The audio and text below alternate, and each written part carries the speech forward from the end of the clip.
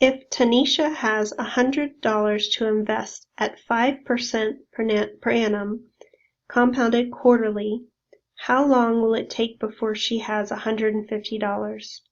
If compounding is continuous, how long will it be? So let me point out a couple things, keywords. We've got compounded quarterly, and compounded quarterly indicates that we're going to be using a formula A equals P times 1 plus R over N to the NT. That's the compound interest formula. But then in the second part of the question it says, if the compounding is continuous, that's an indication of using a different formula, which is A equals P e to the RT. So in the first part, we'll use our compound interest formula, and in the second part, we're going to use the compounded continuous formula. Both formulas use most of the same variables, so let's take a minute and make sure we know what each of those variables stand for. We have P being the principal or initial amount of money.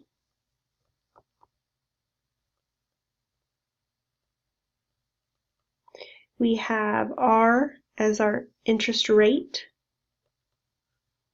We have a T for time. We have N, which is the number of compoundings in a year.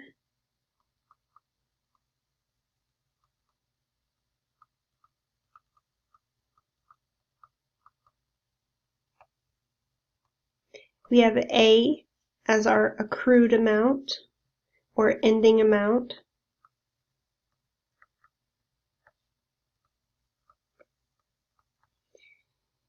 And this value right here of E is not a variable, E is a number, and that number is approximately 2.718. It is irrational, it continues on forever. The decimal values continue on forever without any pattern.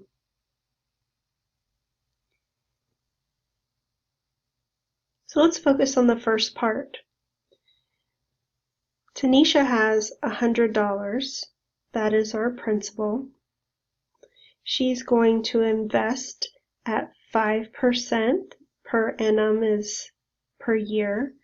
So our rate is 5%, and we typically write that in decimal form. So you would move the decimal place 2 places to the left.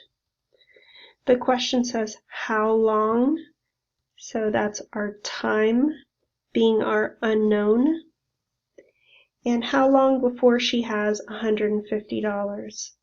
That $150 is her accrued amount or ending amount.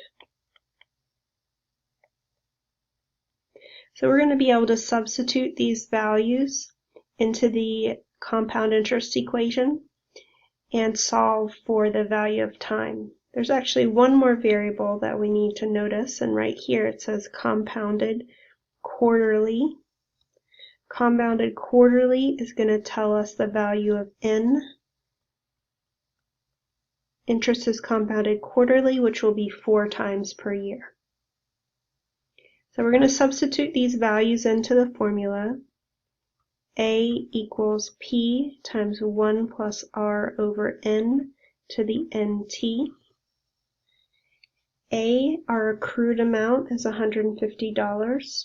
Our principal, or initial amount, is $100. We have an interest rate of 5%, compounded quarterly, so N is 4. And our time is the unknown in this equation. So we're going to solve this equation by first getting rid of the principal here. What we're trying to do is to isolate this exponential onto one side. So we've got to get rid of that 100 by dividing both sides by 100. That leaves me with 1 plus 0.05 over 4 to the 4t. And this side, they have a common factor of 10, so that would reduce to 15 over 10. I can reduce that even more 5 goes into both of those, so that's 3 over 2. And let me use my calculator to simplify this decimal. That's 1 plus 0.05 over 4. And so we have our base being 1.0125, and that's all to the 4t. We can continue to solve this exponential equation by taking the log of both sides. So I'm taking the log on the left and the log on the right. And once you introduce the logarithm, you can now use the power rule to move this exponent out in front of the log. So that's going to give me natural log of 3 over 2 equals 4t natural log of 1.0125. And now you can get t by itself by dividing both sides by 4 natural log of 1.0125.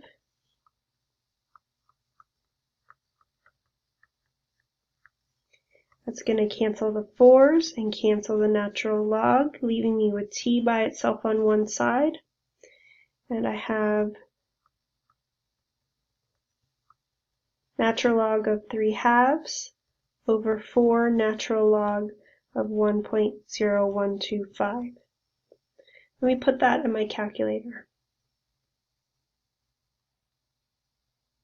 So in my calculator, I'll type natural log of 3 over 2 divided by, I need parentheses for my whole denominator, so that's 4 natural log 1.0125, close parentheses for the log, close parentheses for the denominator, and I have that it takes approximately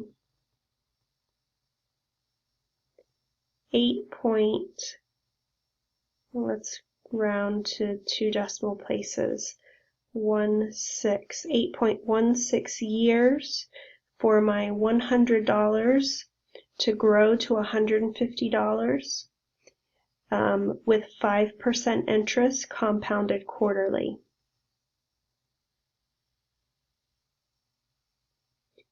So now we want to do the second part of the problem, which if you remember was that we want our interest to compound continuously, and when interest is compounded continuously, we'll use the formula A equals P e to the RT. So let's take a look at that. So if we use A equals P e to the RT, if you remember, our accrued amount was $150. We had an initial amount of $100. Our interest rate was 5%, and we were solving for time. So we're going to start solving this much like we solved the other, using the other formula. We want to isolate the exponential, so we've got to get rid of our coefficient by dividing by 100 on both sides. That reduces down to 3 over 2. The 100s cancel from the right. Then we'll take the log of both sides. I'm using natural log.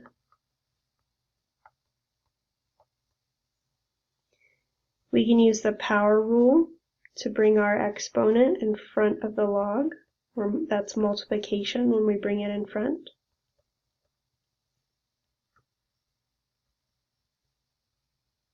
Natural log of e is 1.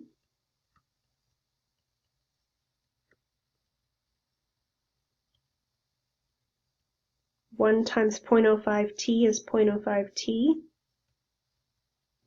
And then we would divide both sides by 0.05, giving me natural log of 3 over 2 over 0.05. Now we'll type that in our calculator.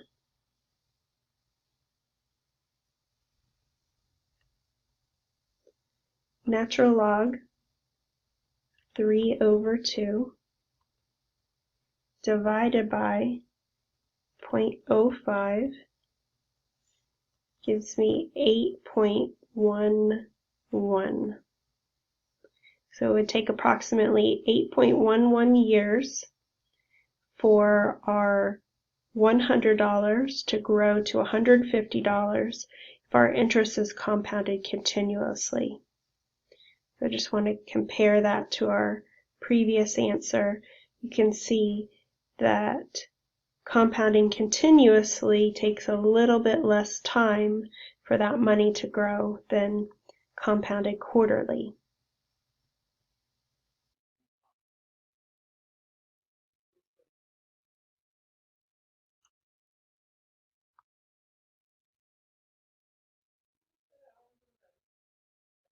Thank you for checking out my videos.